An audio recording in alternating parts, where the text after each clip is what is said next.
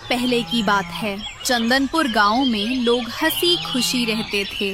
वे सब सुबह उठकर अपना काम करके दोपहर तक घर वापस आ जाते थे, क्योंकि इस गांव में एक हरिया नाम का आदमी रहता था जो रोज मुफ्त में फिश करी खिलाता था। हरिया सुबह उठकर बाजार जाता और वहाँ पर फिश खरीदकर घर लाता, फिर उसे घर पर मस्त मसाले डालकर बनाता। फिश करी तैयार होने के बाद हरिया ठेले को गांव के चौपाल के सामने लगा देता है। लोग आते और फ्री का फिश करी खाकर चले जाते हैं। रोज की तरह आज हरिया के पास उनका पहला ग्राहक पप्पू काका आते हैं। अरे बेटा हरिया, मैं सोच सोच कर परेशान हो गया हूँ कि तू मुफ्त में फिश करी क्यों खिला रहा है और कब तक खिलाएगा। भला तेरे पास इतना पैसा आया कहाँ से? अगर तू ऐसे ही सबको मुफ्त खिलाता रहेगा तो एक दिन तू तो भीख मांगेगा। इसलिए मेरी बात मान ले, मुफ्त का खाना खिलाना बंद कर। काका, हम इस पर ज्यादा बात नहीं करेंगे। आपको खाना है तो बोलिए, मैं आपका प्लेट लगा दूं। नहीं खाना तो आप आराम से अपने घर जाइए और कल आना, क्योंकि मैं पैसे लूंगा नहीं और फ्री का हमेशा खिलाता रहूंगा।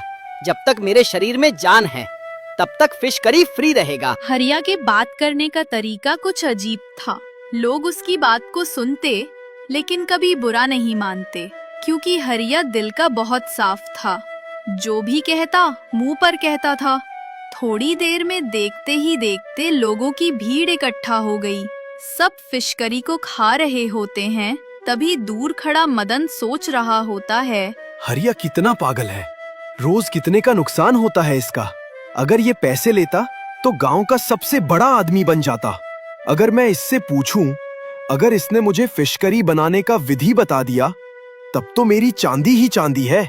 अब चलकर बात करूं उससे। इतना सोचकर मदन हरिया के पास जाता है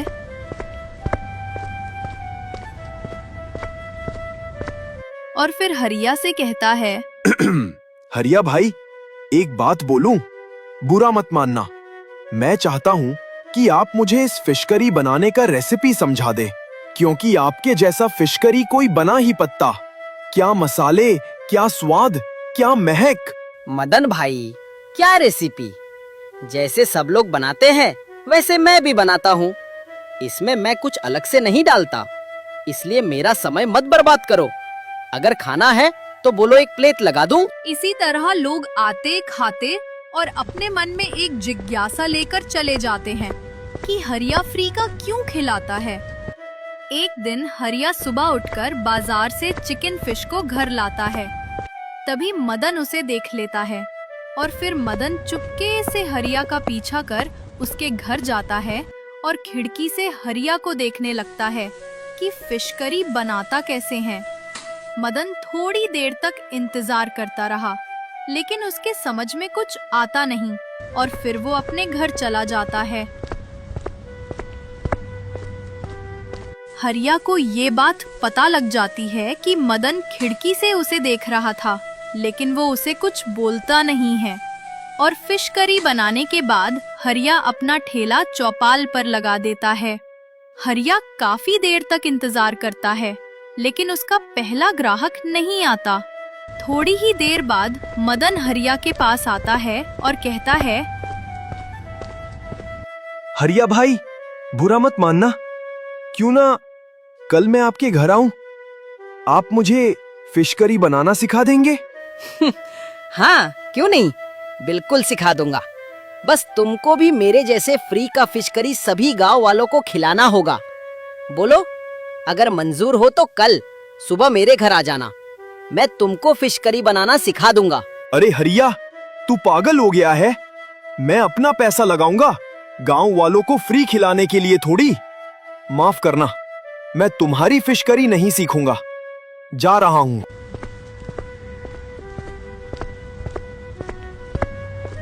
मदन के जाते ही गांव के लोग वहां पर आते हैं और फिर रोज की तरह फ्री का फिश करी खाते हैं। गांव वाले खा ही रहे होते हैं कि तभी दूसरे गांव का एक आदमी हरिया के ठेले के पास आता है। क्यों भाई, फ्री में फिश करी खिलाने वाला ठेला यही है क्या? क्योंकि मैंने सुना था कि इस गांव में एक आदमी है जो मुफ्त में फिश करी खिलाया है। क्या ये बात सच है? हाँ बिल्कुल, आप सही जगह है। मैं ही हूँ जो गांव वालों को फ्री में फिश करी खिलाता हूँ। अगर आपको खाना है तो बताइए, मैं अभी आपके लिए 1 प्लेट फिश करी लगा देता हूँ। नहीं नहीं, मुझे माफ करना। मैं इतना लालची नहीं हूं कि मुफ्त में सड़ा गला फिश करी खाऊं। गांव वाले पागल हैं, इन्हें कुछ भी दे दो खा लेंगे। जरा सोचो, कोई मुफ्त में क्यों खिलाएगा?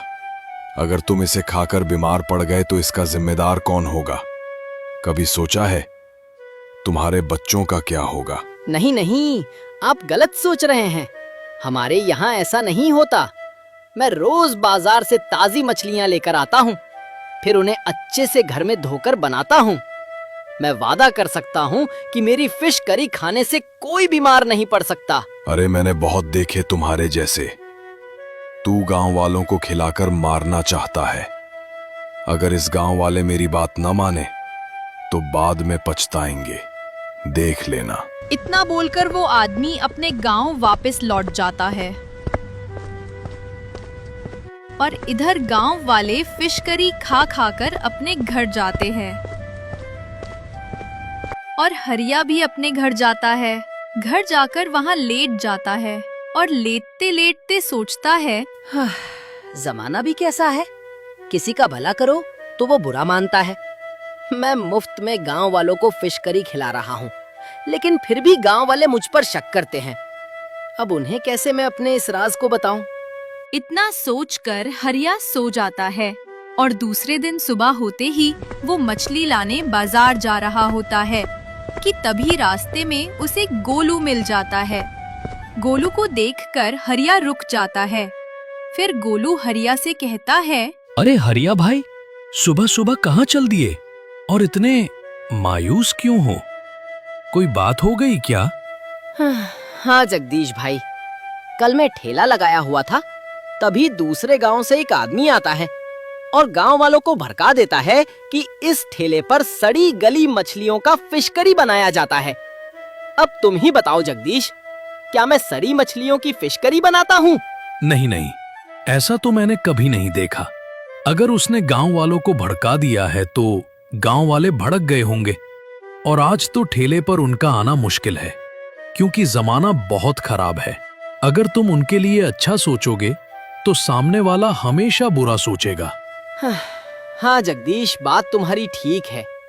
देखते हैं कि आज ठेले पर कौन आता है कौन नहीं आता।